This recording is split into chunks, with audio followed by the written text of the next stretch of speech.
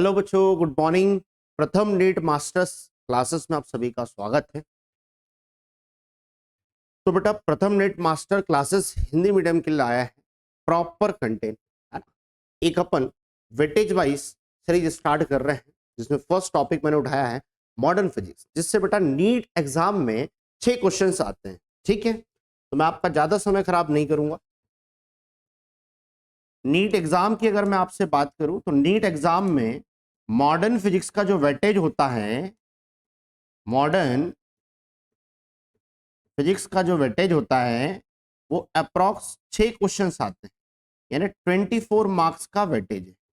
24 marks का weightage है, जिसमें 2 क्वेश्चन आपको मिलना है dual nature of radiation and matter से। 2 क्वेश्चन आपको मिलना है dual nature of radiation and matter से, ठीक है ना। 100% मेरी गारंटी बेटा, हिंदी मीडियम में बच्चों को कंटेंट्स की दिक्कत आती है, कंटेंट की, है ना। आपको यहाँ कोई समस्या नहीं आई, आपको प्रॉपर 0 लेवल से उठाया जाएगा। बेसिक क्वेश्चन कराए जाएंगे, लॉजिकल क्वेश्चंस कराए जाएंगे और पीवाईक्यू कराए जाएंगे। चलिए, तो आज का हमारा जो टॉपिक है प्रकाश का विद्युत प्रभाव, dual nature of radiation matter, जो हमारा चैप्टर है।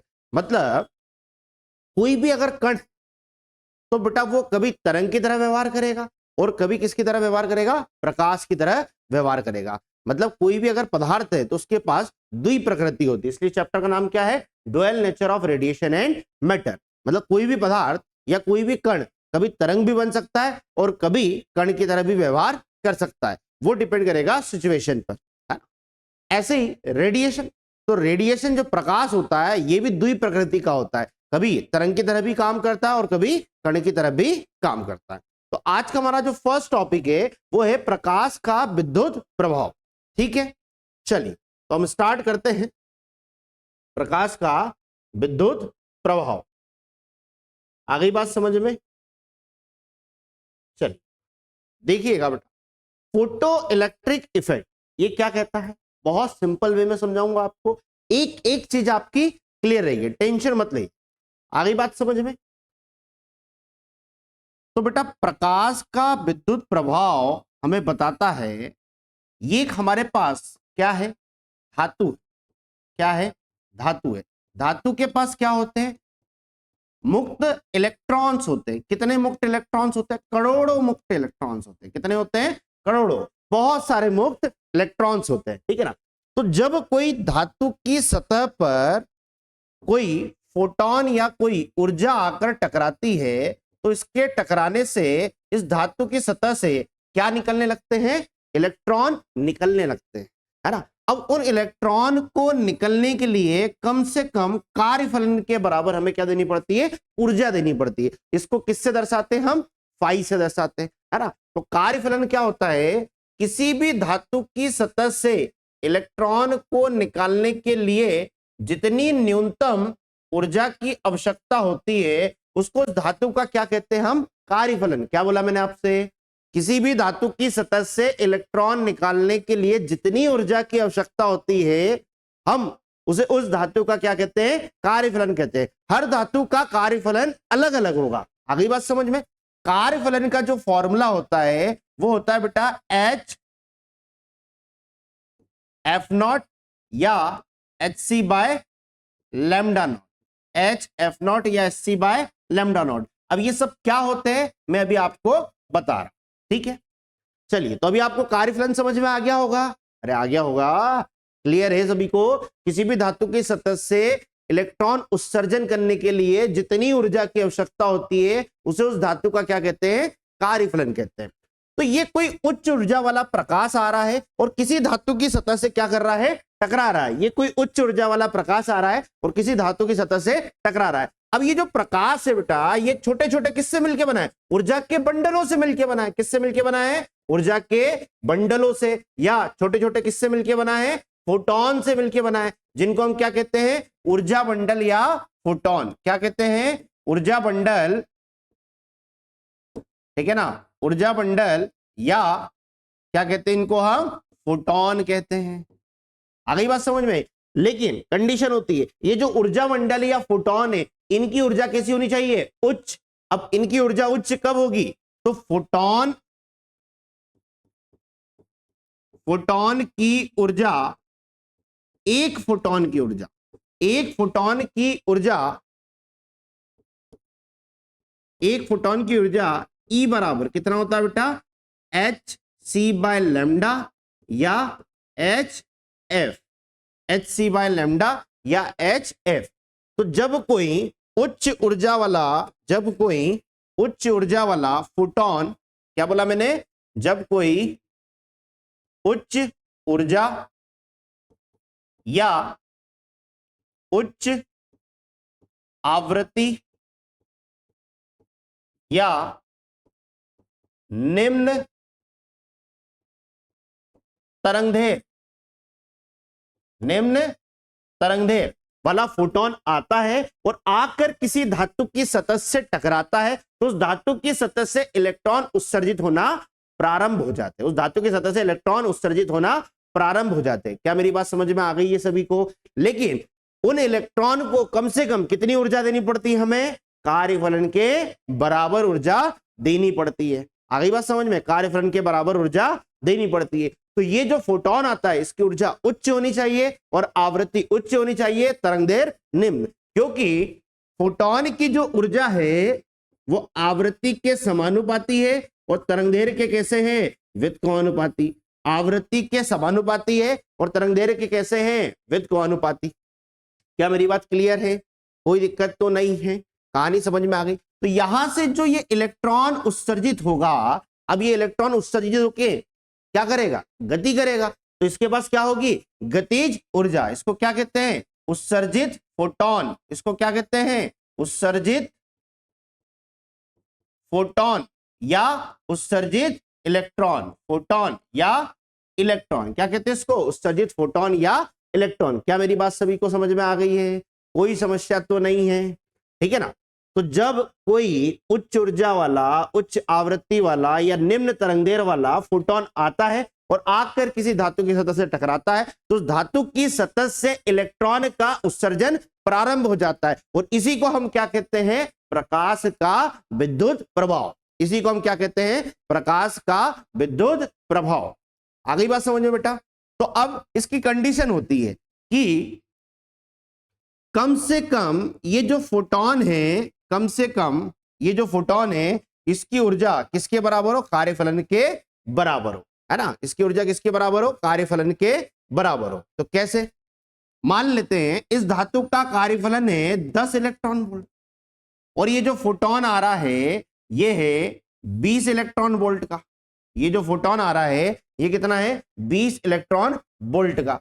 तो क्या इस धातु की सतह से इलेक्ट्रॉन उत्सर्जित हो जाएंगे? हमें कितने की जरूरत है, 10 की। और यहाँ कितनी ऊर्जा हमारे पास, 20 इलेक्ट्रॉन वोल्ट। हमें कितनी चाहिए इलेक्ट्रॉन को उत्सर्जित करने के लिए, 10 इलेक्ट्रॉन वोल्ट। तो इस धातु की सतह से इलेक्ट्रॉन का उत्सर्जन प्रारंभ हो जाएगा।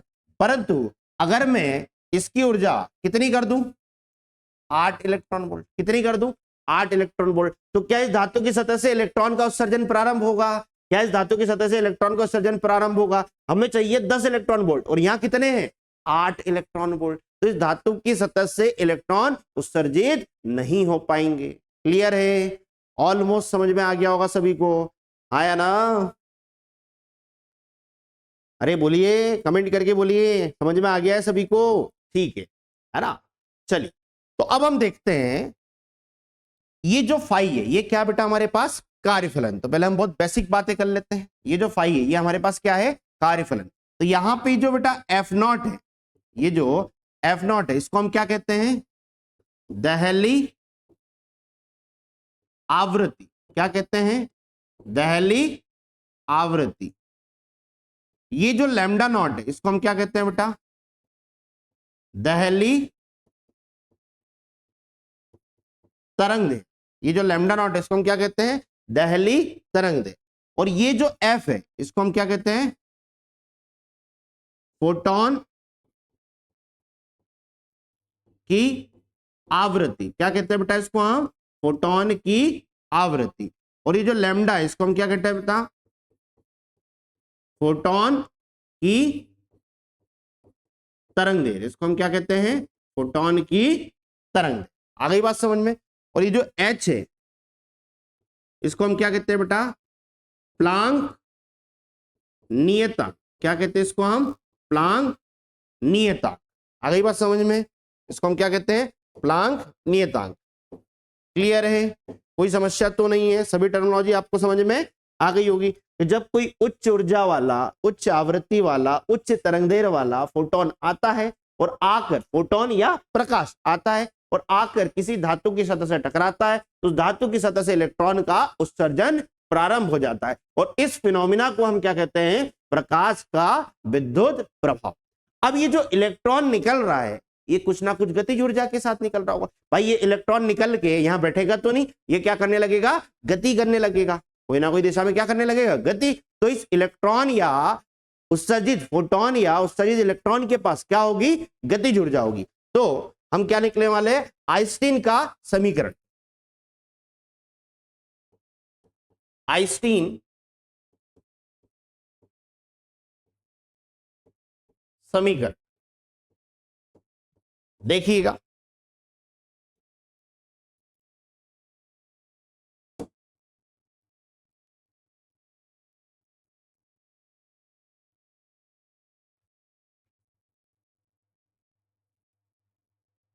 चलिए। तो बेटा आइंस्टीन का समीकरण क्या होता है, जरा ध्यान से समझिएगा। गतिज ऊर्जा अधिकतम बराबर कितना होता है बेटा, E माइनस फाइव। गतिज ऊर्जा अधिकतम बराबर कितना होता है, E माइनस फाइव। अभी मैंने बताया, या इसी को हम क्या लिख सकते हैं बेटा, गतिज ऊर्जा अधिकतम बराबर E को आप क्या लिख सकते हो, H F minus H F not.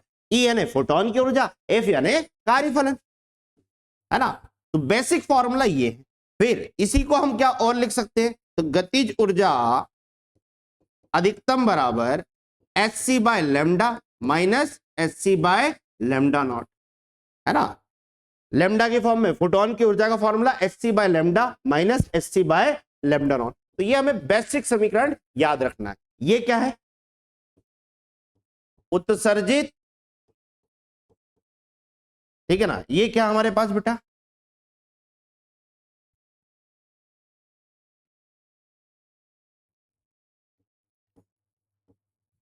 ये क्या हमारे पास,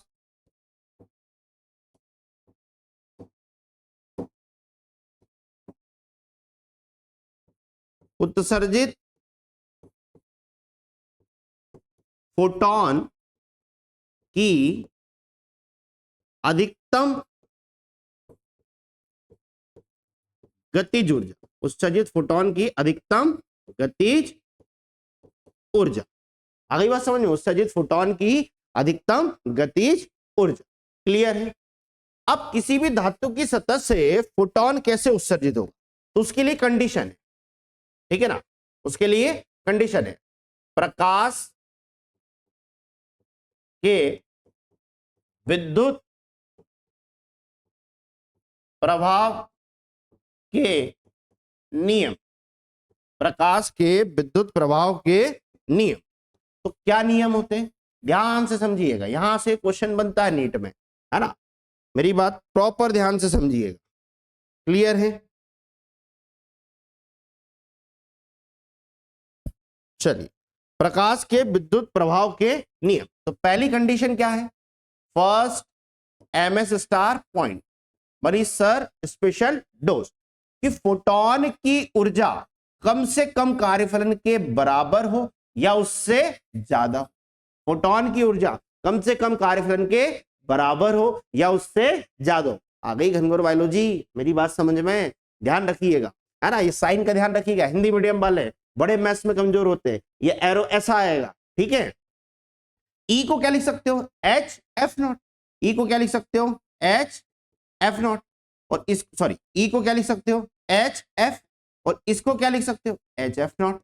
तो यहां से एक बात समझ में आ रही कि फोटोन की आवृत्ति कम से कम किसके बराबर हो, दहली आवृत्ति के बराबर हो, तभी फोटोन का उत्सर्जन, तभी फोटोन की ऊर्जा, फोटोन की आवृत्ति दहली आवृत्ति के बराबर हो, तभी फोटो इलेक्ट्रॉन का उत्सर्जन प्रारंभ हो पाए। अच्छा, ऐसे इसको मैं क्या लिख सकता हूं, एच सी बाय लेमडा, और इसको क्या लिख सकता हूं बेटा, H C by lambda naught. H C क्या हो गया, कैंसिल। अब ये वाला लेमडा नॉट इधर आएगा, तो यहां से अगर हम देखें तो ये ऐसा रिलेशन बन रहा है। तो क्या हम इसको ऐसा लिख सकते हैं कि तरंग दैर्घ्य, फोटोन की तरंग दैर्घ्य दहली तरंग दैर्घ्य से क्या होगी, फोटोन की तरंग दैर्घ्य दहली तरंग दैर्घ्य से क्या होगी, जल्दी बताओ मुझे। फोटोन की तरंग दैर्घ्य दहली तरंग दैर्घ्य से निम्न होगी, तभी जाके फोटो इलेक्ट्रॉन का उत्सर्जन प्रारंभ होगा। तो ये हमारे पास उत्सर्जन के नियम है ना। तो ये तीनों कंडीशन अगर फॉलो हो रही है ना, ये तीनों कंडीशन अगर फॉलो हो रही है तभी किसी भी धातु की सतह से इलेक्ट्रॉन का उत्सर्जन प्रारंभ होता है। जैसे देखिएगा, और मैं आपको थोड़ा सा फील दिलाता हूं, है ना। फॉर एग्जाम्पल, इस धातु का कार्यफलन है, मान लेते हैं 10 इलेक्ट्रॉन वोल्ट। कितना है? 10 इलेक्ट्रॉन वोल्ट। यहां पे जो प्रकाश आ रहा है, ये जो फोटोन है, यहाँ पे ये जो प्रकाश आ रहा है, ये जो फोटोन है, पल्ले पड़ रहा है, यहाँ पे जो ये प्रकाश आ रहा है, ये जो फोटोन है, इसकी जो ऊर्जा है वो कितनी है? 8 इलेक्ट्रॉन वोल्ट के बराबर। कितनी ऊर्जा है? 8 इलेक्ट्रॉन वोल्ट के बराबर। तो यहां पे ये किसकी ऊर्जा है? फोटोन की। ये किसकी ऊर्जा है? कार्यफलन की। तो यहां पर फोटोन की ऊर्जा कम है, किससे? कार्यफलन से। तो क्या उत्सर्जन हो पाएगा? कोई उत्सर्जन नहीं, कोई उत्सर्जन नहीं। आ गई बात समझ में? मतलब यहां पर फोटो इलेक्ट्रिक इफेक्ट वर्क नहीं करेगा। क्लियर है? कंडीशन पता है ना। अच्छा, दूसरी कंडीशन देखिए, दूसरी कंडीशन। अब अगर इस फोटोन की ऊर्जा को मैं कितना कर दूं, बढ़ा के मैंने 10 इलेक्ट्रॉन वोल्ट कर दिया, और हमने जो धातु ली है उसका कार्यफलन कितना है? 10 इलेक्ट्रॉन वोल्ट। तो यहां पे क्या समझ में आ रहा? फोटोन की ऊर्जा किसके बराबर है? कार्यफलन के बराबर है। तो क्या उत्सर्जन हो पाएगा? हो सकता, लेकिन कोई भी ऊर्जा फोटोन को टक्कर में बर्बाद नहीं करनी है, क्योंकि जब फोटोन आएगा अंदर के इलेक्ट्रॉन से क्या करने लगेगा? टक्कर करने लगेगा। जो टक्कर करेगा तो कुछ ना कुछ ऊर्जा की क्या होगी? हानि होगी। परंतु अगर ये कोई भी ऊर्जा की हानि नहीं करे तो यहां से इलेक्ट्रॉन निकल जाएगा। लेकिन एक बात हो, जब यहां से इलेक्ट्रॉन निकलेगा तो उसके पास क्या कोई गतिज ऊर्जा होगी? क्या उसके पास कोई गतिज ऊर्जा होगी? अभी आपने समीकरण पढ़ा, उत्सर्जित इलेक्ट्रॉन की गतिज ऊर्जा बराबर कितना पड़ा? E minus five. तो इसको भी आप 10 रुपए दे रहे हो और इसको भी आप 10 दे रहे हो ना, कितनी हो गई है? 0। तो यहां पर इलेक्ट्रॉन उत्सर्जित तो हो पाएगा, लेकिन उत्सर्जित होने के बाद वो कोई भी गति नहीं कर पाएगा, क्योंकि जितनी ऊर्जा उसको उत्सर्जित होने के लिए चाहिए थी उतनी ऊर्जा का हमने उसको फोटोन दिया। आ गई बात समझ में? चलिए, तो यहां पे उत्सर्जन होगा, ठीक है ना, ध्यान रखिएगा। यहां पर उत्सर्जन होगा। क्लियर है? यहां पर उत्सर्जन होगा। क्या मेरी बात समझ में आ गई है सभी? अच्छा, अब अगर हम इसकी ऊर्जा और थोड़ी बढ़ा दें, अब मैंने क्या किया, ये जो फोटोन आ रहा है इसकी ऊर्जा बढ़ा के मैंने कितनी कर दी? मान लो 20 इलेक्ट्रॉन वोल्ट। धातु को कितनी चाहिए? 10 इलेक्ट्रॉन वोल्ट। धातु को कितनी चाहिए? 10 इलेक्ट्रॉन वोल्ट। तो यहां समझ में आ रहा है कि फोटोन की ऊर्जा ज्यादा है, कार्यफलन की ऊर्जा क्या है हमारे पास? कम। फोटोन की ऊर्जा ज्यादा है, कार्यफलन की ऊर्जा क्या है? कम। देखिए, तो ये जो इलेक्ट्रॉन उत्सर्जित होगा, क्या इसके पास कुछ गतिज ऊर्जा होगी? ये जो इलेक्ट्रॉन उत्सर्जित होगा, क्या इसके पास कुछ गतिज ऊर्जा होगी? हाँ, होगी। कितनी होगी अधिकतम? E माइनस फाइव, यानी कितना? 20 माइनस 10, यानी कितना? 10 इलेक्ट्रॉन वोल्ट। यानी उत्सर्जित होने के बाद भी उत्सर्जित फोटोन के पास कितनी ऊर्जा बच रही है? 10। तो अब ये 10 इलेक्ट्रॉन वोल्ट से क्या करने लगेगा? गति करने लगेगा। 10 इलेक्ट्रॉन वोल्ट से क्या करने लगेगा? गति करना लगेगा, क्योंकि इसके पास क्या आ गई है? अब गतिज ऊर्जा आ गई है, क्योंकि इसके पास ऊर्जा बची हुई है। यहां पर कोई ऊर्जा नहीं बची थी, तो जैसे ये धातु की सतह है, इससे इलेक्ट्रॉन निकला, धड़ाम से गिर गया। बात समझ में आई? वहीं के वहीं गिर जाएगा। धातु की सतह है, उससे इलेक्ट्रॉन निकला, धड़ाम से गिर गया।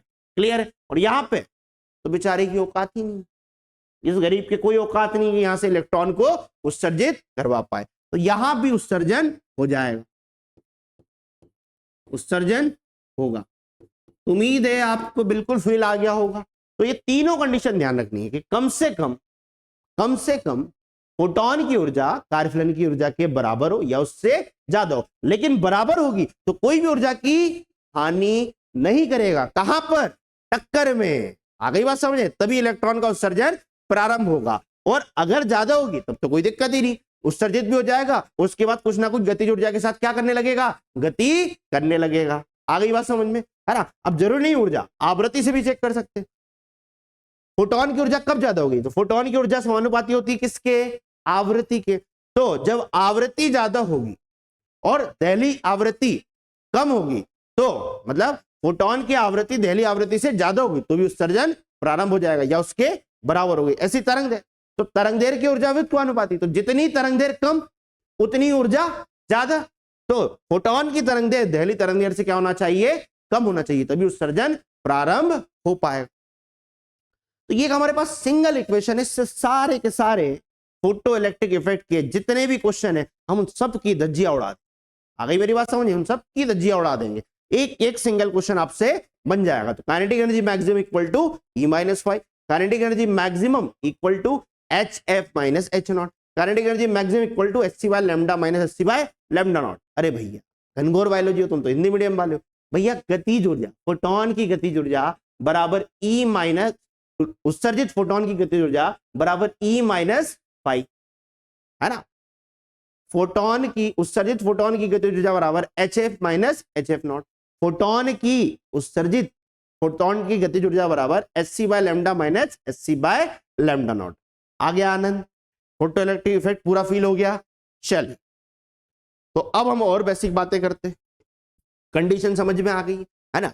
अब बेटा यहां पर कुछ मैं आपको ट्रिक्स बताता हूं, है ना?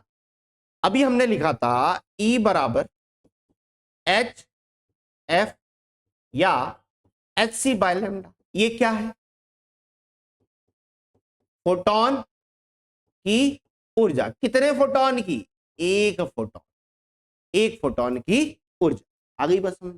अब H हमारे पास क्या है? प्लांक नियतांक। अभी बताया मैंने आपको, H क्या आपके पास? प्लांक नियतांक। इसकी वैल्यू कितनी होती है? 6.6 into 10 to the power minus 34। कितनी होती है? 6.6 into 10 to the power minus 34। C क्या हमारे पास? प्रकाश की चाल। सी क्या हमारे पास? प्रकाश की चाल। कहां पर? हवा में या निर्वात में? तो सबको पता कितनी होती है? 3 × 10⁸ मीटर पर सेकेंड। 3 × 10⁸ मीटर पर सेकेंड। आ गई बात समझ में? अब हर बार हमें तरंग दैर्घ्य अलग अलग दे के रखेगा, तो क्या बार बार हम H और C की वैल्यू रखेंगे? तो हम किसका यूज करेंगे? शॉर्टकट का यूज करेंगे। शॉर्टकट क्या हमारे पास? जब भी तरंग दैर्घ्य, जब भी तरंग दैर्घ्य किसमें हो? नैनोमीटर में हो, तो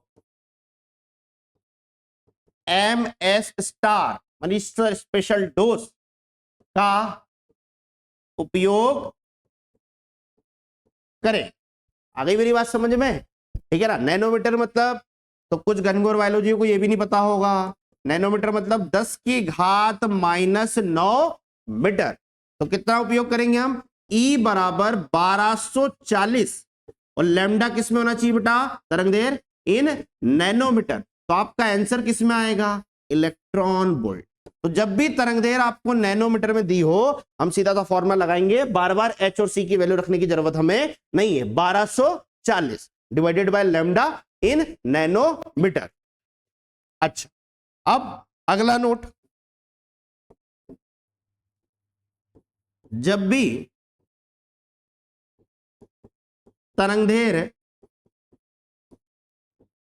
एंगस्ट्रॉन में हो, तो फिर तो किसका उपयोग करेंगे? वापस से MS स्टार का उपयोग करेंगे।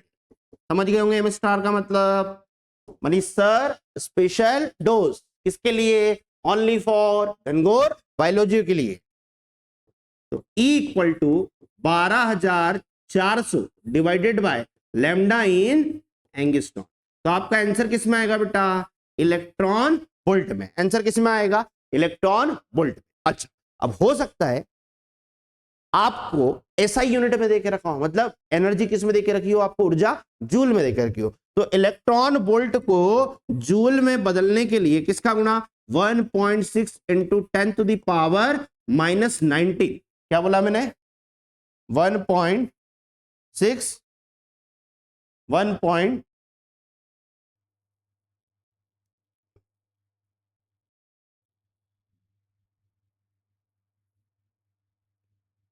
2 मिनट। अरे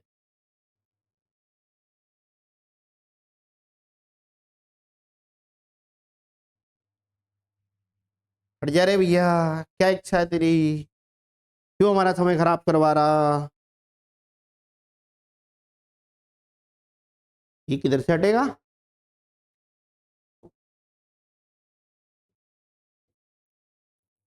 आगे चलिए, तो इलेक्ट्रॉन वोल्ट से जूल में बदलना है तो 1.6 इंटू 10 टू दी पावर -19 का क्या करना पड़ेगा, गुना। आंसर किसमें आ जाएगा, इलेक्ट्रॉन वोल्ट। आ गई मेरी बात समझ में सभी को, क्लियर है। चलिए, ऐसी कार्यफलन, कार्यफलन का भी अभी आपको फॉर्मूला बताया, पाई बराबर H F naught H C by lambda not. H क्या है, प्लांक नियतांक, सी क्या है, प्रकाश का वेग, एफ नॉट क्या है, दहली तरंग देर, लैम्डा नॉट क्या है, सॉरी एफ नॉट क्या है, दहली आवृत्ति, लैम्डा नॉट क्या है, दहली तरंग। तो यहां पर भी जब भी लैम्डा नॉट किस में देखे रखे आपको, नैनोमीटर में, तो हम सीधा शॉर्टकट क्या लगाएंगे, किसमें देखे रखे, नैनोमीटर में, सीधा शॉर्टकट क्या लगाएंगे, 12,400। तो दहली तरंग देर जब भी आपको नैनोमीटर में दे, दहली तरंग देर जब भी आपको नैनोमीटर में दे, तो हम सीधा सा शॉर्टकट लगाएंगे 12,400 बटे लैम्डा। आंसर किसमें आ जाएगा आपका, इलेक्ट्रॉन वोल्ट। और ऐसे ही अगर एंगस्ट्रॉन में देके रखे तो अभी बताया आपको 12,400। दहली तरंग देर किसमें देके रखे आपको, एंगस्ट्रॉन में, हम क्या लगाएंगे, ठीक है ना। आंसर किसमें आएगा, इलेक्ट्रॉन वोल्ट। आ गई मेरी बात समझ में, क्लियर है, कोई समस्या तो नहीं है, आनंद आ गया है। चल, अब यहां से बेटा कुछ ना कुछ ग्राफ बन जाते हैं, क्या बन जाते हैं, कुछ ना कुछ ग्राफ बन जाते हैं। तो जरा देखिएगा पहला ग्राफ, तो मैं आपको उसके पहले कुछ बेसिक चीजें बता रहा हूं। बेसिक मैथ्स के ग्राफ से अब सारे के सारे जितने भी फिजिक्स के ग्राफ है, सारे के सारे ग्राफ बना सकते हो। आपको अगर फिजिक्स का कोई नॉलेज भी नहीं हो तो भी कोई आपत्ति वाली बात नहीं है। बेसिक ग्राफ का अगर फंडामेंटल आपका क्लियर है, नहीं होगा तो मैं एक लेक्चर उसके लिए अपलोड कर दूंगा। पर अभी मैं आपको स्ट्रेट लाइन, हमारे सिलेबस में कौन से ग्राफ है, सरल रेखा के ग्राफ। कौन से ग्राफ है बेटा, सरल रेखा का ग्राफ। तो मैं आपको समझा देता हूं। सरल रेखा का समीकरण होता है y बराबर mx प्लस सी। m का मतलब होता है बेटा ढाल, है ना। अब थोड़ा इंग्लिश टर्मिनोलॉजी भी याद रखें, स्लोप। और c का मतलब होता है अंतखंड। c का मतलब क्या होता है, अंतखंड, है ना। इंटरसेप्ट, इंटरसेप्ट क्या होता है, c का मतलब इंटरसेप्ट। तो ये हमेशा मिलता है बेटा, ये हमेशा कहां मिलता है, y अक्ष में कटांक बिंदु, y अक्ष में कटांक बिंदु को हम क्या कहते हैं, अंतखंड कहते हैं, ठीक है ना। जैसे भाई यहां से ग्राफ बनाऊं, यहां से ग्राफ बनाऊं, यहां से बनाऊं, यहां से बनाऊं, यहां से बनाऊं, कहां से बनाऊं सरल रेखा ग्राफ, कैसे बनाऊं, कोई से भी बन सकता है ना। अब सरल रेखा का ग्राफ कब बनता है, सरल रेखा का ग्राफ कब बनता है, जब किसी भी वेरिएबल की पावर कितनी हो, 1, तब हमेशा ग्राफ क्या बनता है, सरल रेखा का। जैसे, है ना, मैं आपको समझाऊं तो पहले बात कर रहा हूं अंतखंड की। अंतखंड तो ज्यादा बेसिक ग्राफ पे नहीं जाऊंगा। अंतखंड, अगर सी की वैल्यू धनात्मक है तो ग्राफ एक्स अक्ष के ऊपर y में कहीं यहां से स्टार्ट हो सकता है, ऐसे हो सकता है और ऐसे, मतलब यहां से यहां तक c की वैल्यू कैसी है, अगर c की वैल्यू कैसी है बेटा, ऋणात्मक, तो ग्राफ कहां से स्टार्ट होगा, एक अक्ष के नीचे से स्टार्ट होगा, यहां से हो सकता है, ऐसे हो सकता है, ऐसे हो सकता है, ऐसे हो सकता है, कहीं भी, मतलब यहां से यहां तक c की वैल्यू कैसे है, ऋणात्मक, ये y अक्ष और ये x अक्ष। और अगर c की वैल्यू कैसी है बेटा, 0 है, तो ग्राफ कहां से स्टार्ट होता है, जो अभी तक आप पढ़ते आए, मूल बिंदु से। कहां से स्टार्ट होता है, मूल बिंदु से। क्या मेरी बात समझ में आ गई? अगर अंतःखंड धनात्मक है तो ग्राफ को स्टार्ट कहां से करना है, अंतःखंड धनात्मक है तो ग्राफ को प्रारंभ कहां से करना है, y x अक्ष के ऊपर से। और अगर अंतःखंड ऋणात्मक है तो ग्राफ को स्टार्ट कहां से करना है, x अक्ष के नीचे, यानी y अक्ष से कहीं से भी ग्राफ होगा पर ऋणात्मक में होगा। और अगर अंतःखंड 0 है तो कहां से स्टार्ट करेंगे, मूल बिंदु से। अच्छा, ऐसे ही स्लोप, ऐसे ही हम देख लेते हैं क्या, स्लोप। तो देखिएगा, ढाल या स्लोप है ना, तो बेटा इसको m या tan थीटा बोलते हैं, या जिसका ग्राफ हो, ऊपर y नीचे x है, यानी किसके ग्राफ की बात हो रही है, y वर्सेस x, तो जो पहले हो dy अपॉन dx, ये स्लोप का फॉर्मूला था, जो पहले ऊपर हो उसको ऊपर, जो नीचे उसको नीचे। तो अगर m की वैल्यू 0 है, मतलब थीटा 0 है ना, मतलब स्लोप नियत, स्लोप कैसी होगी, नियत, ऐसी स्लोप नियत, ग्राफ ऐसा बनेगा, मतलब इसको मुझे ऐसे बनाना पड़ेगा। और अगर m की वैल्यू धनात्मक है, मतलब थीटा m की वैल्यू धनात्मक है, मतलब थीटा की वैल्यू 90 से कम है, ठीक है ना, तो ऐसी स्लोप बनेगी। कैसी स्लोप, ऐसी, मतलब ग्राफ ऐसे बनेगा, ऐसी स्लोप। और अगर m की वैल्यू ऋणात्मक हो तो थीटा 90 से ज्यादा होगा, थीटा 90 से ज्यादा होगा, तो कैसी स्लोप बनेगी, ऐसे, m0 ऐसी स्लोप, m धनात्मक ऐसी स्लोप, m ऋणात्मक ऐसी स्लोप, 0 धनात्मक ऋणात्मक, 0 धनात्मक ऋणात्मक, 0 धनात्मक ऋणात्मक। आई बात समझ में? अंतःखंड फिल दिला देते हैं अभी, c धनात्मक ये x है तो ग्राफ y में ऊपर से स्टार्ट होगा, c ऋणात्मक ये x है तो ये मूल बिंदु है हमारा, तो मूल बिंदु में ऊपर से स्टार्ट होगा, c धनात्मक, c ऋणात्मक मूल बिंदु से नीचे से स्टार्ट होगा y अक्ष में, और c 0 तो कहां से स्टार्ट होगा, मूल बिंदु से। आ गई बात समझ? तो अब हम इस इक्वेशन के कुछ ना कुछ क्या बनाएंगे, ग्राफ्स बनाएंगे। कौन सी इक्वेशन के, जो हमने 3 इक्वेशनें लिखी थी। पहली इक्वेशन, काइनेटिक एनर्जी मैक्सिमम बराबर E-5। तो बेटा आपसे अधिकतम गतिज ऊर्जा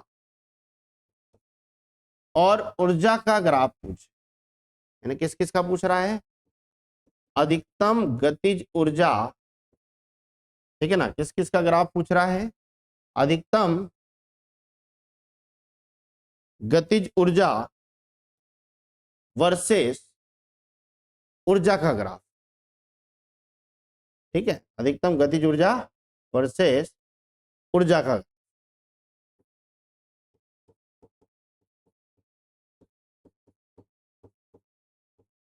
तो ये होता है y अक्ष में, ये कहां होता है, x। तो इसकी हमें घात देखी, तो यहाँ e की घात कितनी है, 1। तो जब भी घात धनात्मक में 1 हो तो ग्राफ हमेशा किसका बनता है, सरल रेखा का, यानी इसका ग्राफ बनेगा सरल रेखा। तो ऐसे हो सकता है, ऐसे हो सकता है, ऐसे हो सकता है, ऐसे हो सकता है, ऐसे कैसे भी हो सकता है, सरल रेखा का होना चाहिए। क्लियर है ना, किसका होना चाहिए, बस सरल रेखा का होना चाहिए। अच्छा, तो हम चेक करते हैं, किससे चेक करते हैं, इसको y बराबर एम एक्स माइनस सी, यानी ये अंतःखंड बता रहा है, ये हमारा वेरिएबल है, इसका ही कुछ नहीं मतलब 1, यानी m की वैल्यू धनात्मक है, x की जगह e है तो इसकी पावर 1 है ना, ग्राफ बनेगा सरल रेखा का, और अंतखंड ऋणात्मक है। यानी कहां से स्टार्ट होना चाहिए, थोड़ा प्रैक्टिकली सोचिए, कहां से स्टार्ट होना चाहिए। तो ये ग्राफ कहां से स्टार्ट होगा, मूल बिंदु के नीचे से, तो मेरे हिसाब से ऐसे स्टार्ट होगा। अभी इतना इतना आपको शो नहीं करता एक्चुअल में ये ग्राफ कहां से बना है, ऐसे यहां से यहां तक किसकी वैल्यू है, सी की। कैसे है, ऋणात्मक, जिसका मान कितना है हमारे पास 5। मतलब कुछ समझ रहे हो, अब देखिए कुछ समझ रहे हो, बहुत बहुत आपको गहरी बात बता रहा हूं। यहां से यहां तक ये जो इलेक्ट्रॉन है इसकी गतिज ऊर्जा कितनी है, यहां से यहां तक ये जो इलेक्ट्रॉन है इसकी गतिज ऊर्जा कितनी है, 0 है। देखो मतलब कोई इमेजन नहीं, मतलब यहां से यहां तक कार्यफलन की ऊर्जा ज्यादा है, फोटॉन की ऊर्जा कम। यहां से धीरे धीरे गतिज ऊर्जा बढ़ने लगी, मतलब यहां पर फोटॉन की ऊर्जा कार्यफलन की ऊर्जा के बराबर है, ठीक है। तो इलेक्ट्रॉन का उत्सर्जन हो जाएगा, लेकिन इलेक्ट्रॉन गति नहीं कर पाएगा। और यहां से यहां तक फोटॉन की ऊर्जा बढ़ रही है, कार्यफलन की ऊर्जा कम है, मतलब गतिज ऊर्जा धीरे धीरे बढ़ते रहेगी, कहां तक जाएगी, अधिकतम तक जाएगी। क्लियर है, पल्ले पड़ा, कंफ्यूजन में तो नहीं है, कहानी समझ में आ गई है, अरे हाँ या ना बोलिए। चल तो ग्राफ कैसे बनेगा, ऐसे, ठीक है ना। अगला ग्राफ देख, अगर मैं इसी को ऐसे लिख सकता था, H F minus H F not. तो अगर मैं आपसे गतिज ऊर्जा अधिकतम और आवृत्ति का ग्राफ पूछूं, बेटा यहां भी पावर है, अंतःखंड ऋणात्मक, यानी ग्राफ कैसे बनेगा, ऐसे। आ गई बात समझ। अगर मैं आपसे किसका ग्राफ पूछूं, अधिकतम गतिज ऊर्जा और तरंग दैर्घ्य का, तो ये वाला समीकरण लगा दे, S C by lambda minus S C by lambda not, तो कैसा ग्राफ बनेगा, है ना। तो अब यहां जरा मेरी बात समझिए, अगर मैं आपसे 1 बाय लेमडा का पूछ रहा हूं, एस सी नहीं है, 1 बाय लेमडा की घात कितनी है, 1, तो ग्राफ कैसे बनेगा। परंतु अगर मैं आपसे किसका पूछ लूं, लेमडा का पूछ लूं, किसका पूछ लूं, लेमडा का, तो लेमडा का ग्राफ कैसे बनना चाहिए, कैसे ग्राफ बनना चाहिए लेमडा का, डिक्रीजिंग ऑर्डर। सर बड़ा कंफ्यूजन है, इतने सारे ग्राफ, क्या क्या याद रखे हैं। आ गई मेरी बात समझ। तो इसका भी एक शॉर्टकट दे देते हैं, आपसे किसी का भी ग्राफ पूछे, गतिज ऊर्जा अधिकतम वर्सेस ऊर्जा का पूछे, आवृत्ति का पूछे, या 1 बाय तरंग दैर्घ्य का पूछे, हमेशा ग्राफ कैसे बनेगा, सरल रेखा का। और कैसे बनेगा, तो जरा ध्यान से समझिए, ई का पूछे या एफ का या 1 बाय लेमडा का, सबकी घात 1, यानी तीनों का ग्राफ क्या आएगा, सेम, तीनों का ग्राफ क्या आएगा, सेम। और कैसे बनेगा, ऐसे। हो सकता है एग्जाम में आपको इतना इतना ना दे, इतना इतना पोर्शन ना दे, केवल क्या दे, ये। तो हमें मानना है कि ग्राफ एक्चुअल में कहां से स्टार्ट हुआ, यहां से, है ना, कहां से स्टार्ट हुआ, यहां से। अब कुछ एमएस स्टार पॉइंट बता रहा हूं, यहां से यहां तक कोई उत्सर्जन नहीं, यहां से यहां तक कोई उत्सर्जन नहीं। आ गई मेरी बात समझ में, मतलब यहां पर ऊर्जा, यहां पर ऊर्जा कम होगी कार्यफलन से, फोटॉन की आवृत्ति कम होगी दहली आवृत्ति से, फोटॉन की तरंगदैर्घ्य ज्यादा होगी दहली तरंगदैर्घ्य से। आई मेरी बात समझ में, है ना, क्योंकि यहां से यहां तक बेटा गतिज ऊर्जा 0 है, और जब इलेक्ट्रॉन उत्सर्जित फोटॉन की कोई गतिज ऊर्जा ही नहीं, मतलब यहां से यहां तक गतिज ऊर्जा कैसे, ऋणात्मक में, और गतिज ऊर्जा कैसी राशि है, अदिश राशि, तो गतिज ऊर्जा हमेशा क्या होनी चाहिए, धनात्मक में। मतलब यहां से यहां कोई भी उत्सर्जन नहीं हो रहा है, कहां से प्रारंभ हो रहा है, यहां से प्रारंभ हो रहा है। तो अब जस्ट इस पॉइंट पे आए, उत्सर्जन होगा, तो ई बराबर कितना होगा पाई, एफ बराबर कितना होगा एफ नॉट, लैम्डा बराबर कितना होगा लैम्डा, लैम्डा बराबर कितना होगा लैम्डा। तो अब यहां से आ गई मेरी बात समझ में, ठीक है ना। चल अब यहां से यहां तक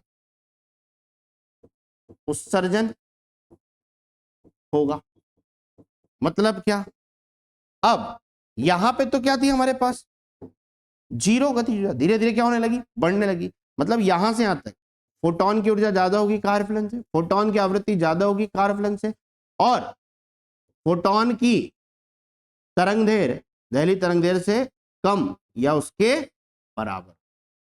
आ गई मेरी बात समझ, क्लियर है, कोई दिक्कत, किसका पूछेगा काइनेटिक एनर्जी मैक्सिमम वर्सेस ई धड़ाम, काइनेटिक एनर्जी वर्सेस फ्रीक्वेंसी धड़ाम, kinetic energy versus 1 by lambda धड़ाम, पल्ले पड़ा। अरे गतिज ऊर्जा वर्सेस ऊर्जा ऐसा ग्राफ, गतिज ऊर्जा वर्सेस आवृत्ति ऐसा ग्राफ, गतिज ऊर्जा वर्सेस 1 बटे लैम्डा ऐसा ग्राफ, लैम्डा नहीं बोला मैंने 1 बटे लैम्डा, घनघोर बायोलॉजी हो याद रखना, ठीक है ना 1 बटे लैम्डा। और कहां से, यहां से नहीं यहां से, क्योंकि अंतःखंड कैसा है ऋणात्मक। अब अगर आपसे क्या पूछ ले लैम्डा का ग्राफ पूछ ले तो बस ये एक याद रखना,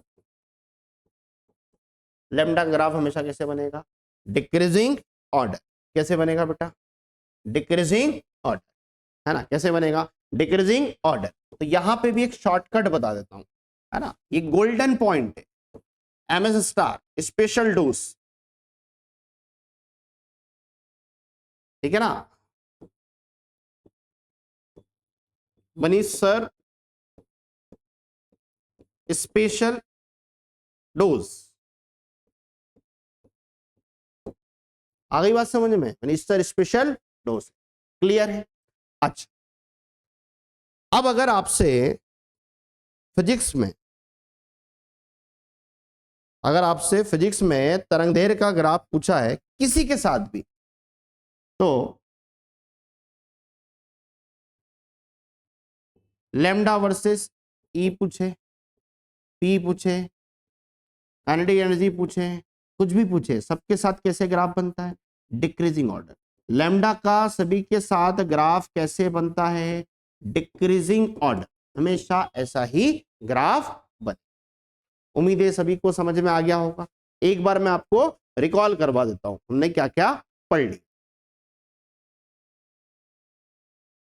चलिए सबसे पहले हमने बात करी है प्रकाश के विद्युत प्रभाव, चैप्टर है हमारा dual nature of radiation and matter. तो आपको समझ में आ गया होगा कि चैप्टर के नाम से समझ में आ रहा है, क्या समझ में आ रहा है कि प्रकाश द्वि प्रकृति का होता है, कभी तरंग की तरह काम करता है, कभी कण की तरह काम करता है, और कोई भी पदार्थ भी द्वि प्रकृति का होता है, कभी कण की तरह काम करता है, कभी तरंग की तरह काम करता है। तो देखिएगा, तो जब कोई उच्च ऊर्जा वाला फोटोन आता है और आकर किसी धातु की सतह से टकराता है, तो टकराने से इलेक्ट्रॉन का उत्सर्जन प्रारंभ हो जाता है, लेकिन उस इलेक्ट्रॉन को कम से कम कार्यफलन के बराबर ऊर्जा देनी पड़ती है। आगे बात समझ में, कम से कम कार्यफलन के बराबर ऊर्जा देनी पड़ती है, क्लियर है। चलिए तो फोटोन की ऊर्जा कार्यफलन की ऊर्जा के बराबर हो या उससे ज्यादा हो, फोटोन की तरंगदैर्घ्य कार्यफलन की तरंगदैर्घ्य, फोटोन की तरंगदैर्घ्य दहली तरंगदैर्घ्य के बराबर हो या उससे ज्यादा हो, ठीक है ना, सॉरी फोटोन की आवृत्ति दहली आवृत्ति से ज्यादा हो या उसके बराबर हो, फोटोन की तरंगदैर्घ्य दहली आवृत्ति के दहली तरंगदैर्घ्य के, फोटोन की तरंगदैर्घ्य दहली तरंगदैर्घ्य के बराबर हो या उससे कम, तभी फोटोन का उत्सर्जन प्रारंभ होता है, इलेक्ट्रॉन का उत्सर्जन प्रारंभ होता है, जिसको हम क्या कहते हैं फोटो इलेक्ट्रॉन, है ना, या उत्सर्जित फोटोन। फॉर्मूला बता दिया, काइनेटिक एनर्जी मैक्सिमम बराबर E minus Y, kinetic energy maximum बराबर H F minus H F nought, kinetic energy maximum बराबर H C by lambda minus H C by lambda, ठीक है ना। फिर मैंने आपको बेटा ट्रिक्स बताई, ये आपको समझ में आ गई होगी, ठीक है ना। फिर मैंने आपको ग्राफ बताया, पहले आपको बेसिक ग्राफ बताया कि यहां से ही क्यों ग्राफ स्टार्ट होगा, यहां से ही क्यों स्टार्ट होगा, है ना। फिर मैंने आपको ग्राफ बताया, और ये 3 ग्राफ हमने बनाए, और इसके अलावा इसका शॉर्टकट बता दिया कि सभी ग्राफ कैसे बनेंगे, ई पूछे, एफ पूछे, 1 बाय लैम्डा पूछे, ऐसा ही बनेगा, और अगर आपसे लैम्डा पूछे तो हमेशा ऐसा ही बनेगा। तो ये हमारा प्रकाश का विद्युत प्रभाव, ठीक है ना, खत्म होता है। अब हमें बस क्या पढ़ना, और फोटो सेल, ठीक है ना। इसके बाद कल हम नेक्स्ट लेक्चर में इसके क्वेश्चंस लाएंगे, ठीक है ना, इसके क्वेश्चंस करेंगे और फोटो सेल पढ़ेंगे जितने भी इसके क्वेश्चंस आए हुए हैं, ठीक है ना। और इसके अलावा अभी मैं वन शॉट वीडियो भी डालूंगा, है ना, सॉल्यूशन के जितनी भी पीवाईक्यू है, ताकि बच्चों को दिक्कत ना आए, क्योंकि सबसे बड़ी दिक्कत आती है बेटा सॉल्यूशन, पीवाईक्यू क्वेश्चन बच्चे से प्रॉपर सॉल्व ही नहीं हो पाते। आपको एक एक कॉन्सेप्ट फील होगा, लेक्चर से बाहर कुछ भी नहीं जाना है ना, प्रॉपर आप मुझे फॉलो करिए, 100% मेरी गारंटी है। जितने भी मॉडर्न फिजिक्स के क्वेश्चन है आपके, एक भी गलत चल जाए तो मैं बैठा।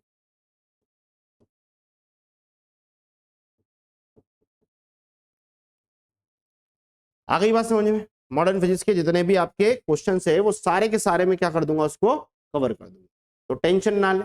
और कितने क्वेश्चन आना है इस चैप्टर से? 2 क्वेश्चन आना है, मतलब आपके 8 मार्क्स पक्के हैं अगर आपने मुझे प्रॉपर फॉलो किया, ठीक है। तो यहां तक बने रहने के लिए थैंक यू सो मच, ठीक है।